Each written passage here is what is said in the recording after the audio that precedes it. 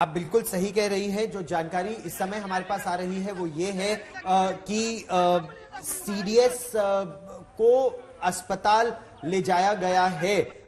उनकी पत्नी, उनके जो मिलिट्री असिस्टेंट हैं, एक ब्रिगेडियर रैंक के अधिकारी, उसके अलावा 2 पायलट, एक फ्लाइट इंजीनियर और उनके स्टाफ, ये लोग उस हेलीकॉप्टर में उस समय मौजूद थे।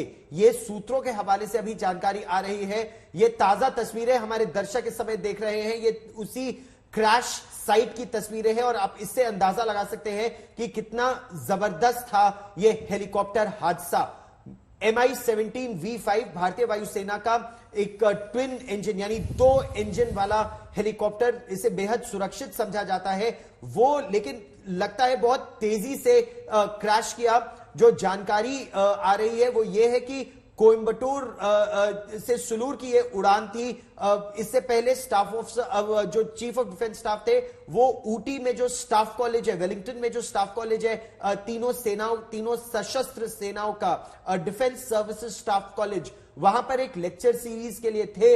और जब ये उस समय यह हादसा हुआ है, 4 लोगों के शव अब तक बरामद कर लिए गए हैं, उसकी औपचारिक पुष्टि हो गई है।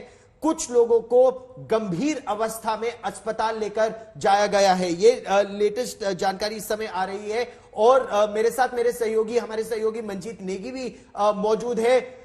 मंजीत, चाहे प्रधानमंत्री कार्यालय हो, राष्ट्रीय सुरक्षा सलाहकार की टीम और आप लगातार संपर्क में हैं, या सेना मुख्यालय लगातार लेटेस्ट जानकारी वो लेने का प्रयास कर रहे हैं सीडीएस की हालत के बारे में, या जो लोग उस हेलीकॉप्टर में मौजूद थे, और ताजा जानकारी हमें क्या मिल पा रही है?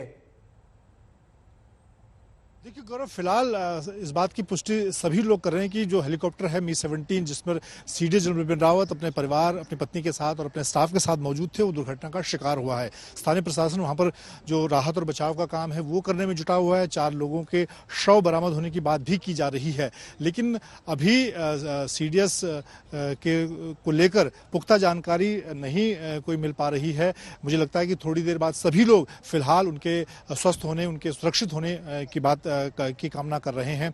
अब थोड़ी देर पहले चाहे एनएसएस डोभाल हैं, वो भी संसद भवन से निकले हैं। उसके अलावा रक्षा मंत्री राजनाथ सिंह भी निकले हैं फिलहाल, लेकिन मीडिया से कोई जानकारी साझा नहीं की जा रही है। वायुसेना ने जरूर थोड़ी देर पहले एक ट्वीट के जरिए जानकारी दी थी कि वायुसेना का Mi-17 हेलीकॉप्टर है, लेकिन बाद में उस ट्वीट को हटा दिया गया।